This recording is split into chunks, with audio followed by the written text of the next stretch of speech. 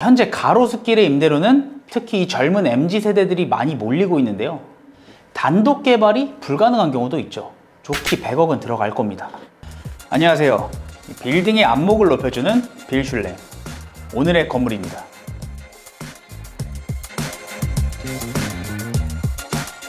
여기는 이 서울을 대표하는 6대 가주상권 중 하나인 가로수길입니다.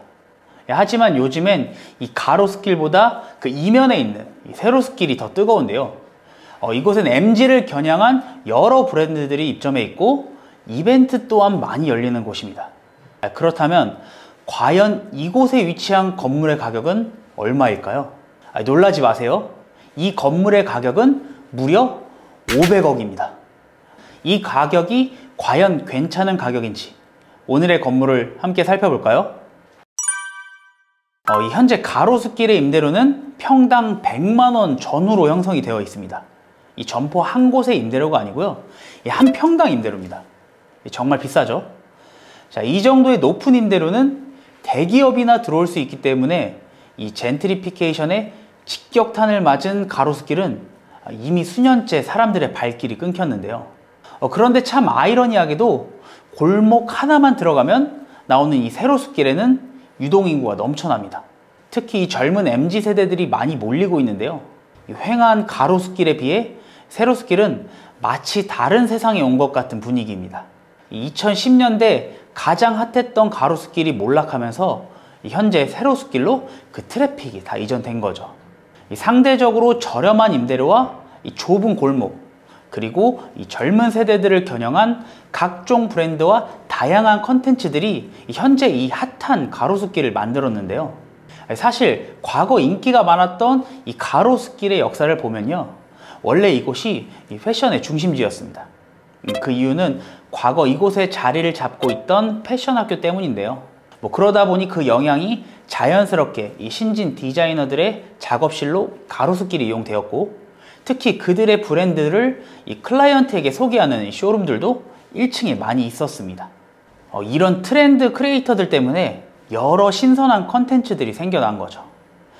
그런데 이 세로수길을 보면 비슷한 양상을 띠고 있습니다.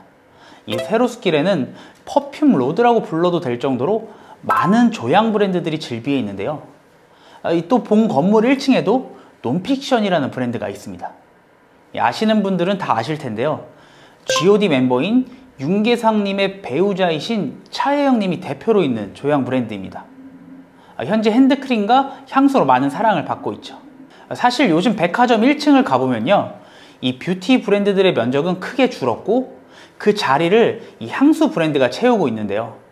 지금 대한민국은 향수에 흠뻑 스며들었다고 해도 과언이 아닙니다. 이렇게 다양한 조향 브랜드들과 함께 특색 있는 거리로 자리 잡은 세로수길인데요. 이 길 끝자락에 위치한 이 건물, 사실 이 길목은 가로수길과 세로수길을 연결하는 곳으로 트래픽이 몰릴 수밖에 없는 곳인데요.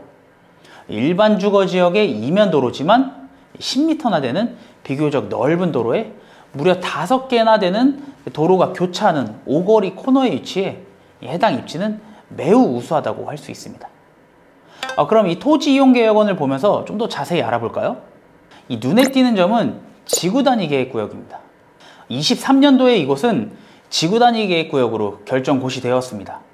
이는 작년에 가로수길 일대 특화된 상권 기능 강화 및 그 환경 개선을 위하여 지구단위 계획구역 지정 및 지구단위 계획을 결정하고자 한다고 되어 있습니다. 당연히 이 상권의 위기를 겪고 있는 상황에서 필요한 조치였겠죠. 하지만 일반적으로는 내 토지가 지구단위 계획으로 지정되는 것은 좋은 일은 아닙니다. 이 지구단위 계획이라는 게 그 수립 대상에 있어 토지 이용을 합리화하고 기능 및 미관 개선 등 계획적으로 개발하고 관리하는 것이다 보니 이 개발에 제한이 있을 수도 있는데요. 우선 가장 중요한 이 건축물의 용도를 제한할 수도 있고, 건폐율, 용적률 뿐만 아니라 건물의 배치나 형태, 그 높이까지도 제한할 수 있습니다. 이 정말 최악의 경우에는 단독 개발이 불가능한 경우도 있죠. 내 땅인데 내 마음대로 개발이 불가능하면 당연히 그 토지의 가치는 떨어지겠죠. 그래서 이 지구 단위 계획은 만약 신축을 생각하고 있다면 반드시 살펴봐야 하는 겁니다. 그런데 현재 이 지역의 지구 단위 계획은 정말 이곳에 어울리지 않는 자동차 관련 시설, 종교 시설 등을 제외하고는 건축물의 용도는 제한이 없고 또 용적률이나 건폐율, 높이나 형태도 크게 문제가 없습니다. 이 전체적으로 어떤 특정 개발을 제한하는 목적이 아닌 이 상권 회복에 포커스를 맞춘 지구 단위 계획이기 때문에 여기서 큰 문제는 없어 보입니다. 이 트래픽이 몰리는 세로스길의 넓은 도로, 빌슐랭 입지 부분에서는 별 3개를 드리겠습니다. 이 건물의 광고 가격은 500억입니다. 이 대로변 건물도 아닌 이면도로의 건물이 바로 500억입니다. 기본적으로 평당가가 높기도 하지만 이곳의 대지 면적이 일반적인 강남 이면도로의 2개의 필지를 합한 면적이라 가격이 더 높기도 하네요. 이 본 건물은 대지 면적 179평, 연면적 694평, 지하 3층, 지상 5층 규모의 근생 건물입니다. 이 대지 면적 179평 기준으로 매매가가 500억 원이면 평당 가격은 약 2억 8천만 원인데요. 그럼 과연 이 가격은 합리적일까요? 우리가 늘 사용하는 답안지가 있죠. 우리 구독자분들은 이제 아시죠? 바로 실거래가입니다. 지도를 보시면 이 주변으로 거래된 사례들은 2년 전 사례들입니다. 22년도 초면 이 빌딩 시장이 가장 뜨거웠던 시기죠. 그 당시 가로수길은 이미 젠트리피케이션으로 힘들었음에도 높은 가격으로 거래가 되었는데요. 이 본 건물도 21년 9월 이미 한번 거래가 되었습니다. 395억으로 평당 2억 2천만 원에 거래가 되었었네요. 그리고 최근 2년 동안은 거래가 없었는데요. 이 최근에는 왜 거래가 없었을까요? 그동안 매각하려는 매물들이 없어서였을까요? 그건 아닙니다. 현재 이 근처에 매물로 나왔던 건물들을 한번 살펴볼게요. 이 본 건물 인근으로 호가가 3억 2천만 원부터 3억 7천만 원까지 형성되어 있습니다. 이 금액만 보면 이 세로스길이 요즘 얼마나 핫한지 알 수 있는 부분인데요. 그런데 여기서 괴리가 발생합니다. 이 매수자 입장에선 요즘 좀 높아진 금리로 조금이라도 낮은 금액으로 매수하고 싶어하고, 이 매도자 측은 요즘 한창 성장 중인 이 세로스길의 건물을 급한 사정이 아니고서야 이 낮은 금액에 매도할 이유가 없는 거죠. 이 매도자와 매수자 간에 그 입장 차이가 생기다 보니 이러한 갭이 좁혀지지 않아 결국은 거래 성사가 어려운 겁니다. 이 주변 3억을 넘어가는 호가와 비교하면 2억 8천만 원이란 가격이 좀 상대적으로 낮게 느껴질 수도 있는데요. 이 문제는 본 건물의 규모가 너무 크다 보니 이 전체적인 가격이 500억 원대로 높다는 겁니다. 즉, 이 건물에 접근할 수 있는 매수자는 적어지겠죠. 그러니 100억, 200억대의 건물보다 그 손바뀜이 더딜 수밖에 없습니다. 또 이 500억 원대의 건물을 본다면 그 선택할 수 있는 폭이 더 다양해집니다. 대로변 건물을 생각해 볼 수도 있고요. 좀 더 값싼 부지를 사서 더 높게 개발해 볼 수도 있고요. 현재 이 주변에서 거래가 많지 않아 가격 비교도 어렵고, 또 호가와 이 실거래가의 갭이 너무 크기 때문에 아직 적정가가 정립되지 않았는데요. 그래도 이 500억 원이라는 금액은 너무 무겁게 느껴지네요. 이 빌슐랭 가격 부분에서는 별 1개를 드리겠습니다. 이 본 건물은 대지 면적 179평, 연면적 694평, 지하 3층, 지상 5층 규모의 근생 건물입니다. 2007년도에 지어진 건물인데요.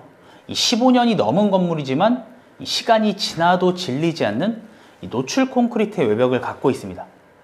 또 건물의 얼굴이라고 할 수 있는 1층에는 깔끔한 인테리어의 쇼룸이 있다 보니 그리 오래된 건물이라 생각되진 않네요. 이 높은 건물은 아니지만 넓은 대지를 잘 활용해 전면이 넓고 웅장해 보이는 게 이 건물의 장점인데요. 2종 일반 주거지역의 현행 법규에 맞춰 용적률도 200%를 다 채웠고요. 또 여유로운 주차 대수와 엘리베이터까지 다 갖춰져 있습니다. 사실 이 정도면 완벽하지는 않아도 있을 건 다 있는 건물인 거죠.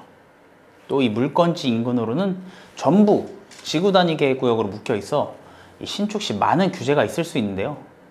본 건물처럼 지하층까지 잘 지어져 있는 건물은 그 가치가 충분히 있습니다. 단순히 건축비만 생각해 보더라도 본 건물의 연면적이 지하층까지 포함하면 약 700평인데요. 현재 이 정도 규모로 신축을 하면요, 진짜 테라스도 만들고 외장재도 좀 신경 쓰고 하면 설계비, 철거비, 명도비, 시공비, 금융비 다 하면 좋게 100억은 들어갈 겁니다.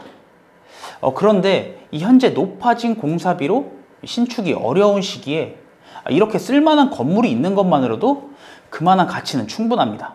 이 빌슐랭 건물 부분에서는 별 2개를 드리겠습니다. 2010년 이후 이 가로수길이 유명세를 타기 시작하면서 대기업들이 들어오기 시작했고, 결국 임대료가 오르면서 현재 젠트리피케이션을 가져왔죠. 현재 이곳 주변 평당 임대료 수준은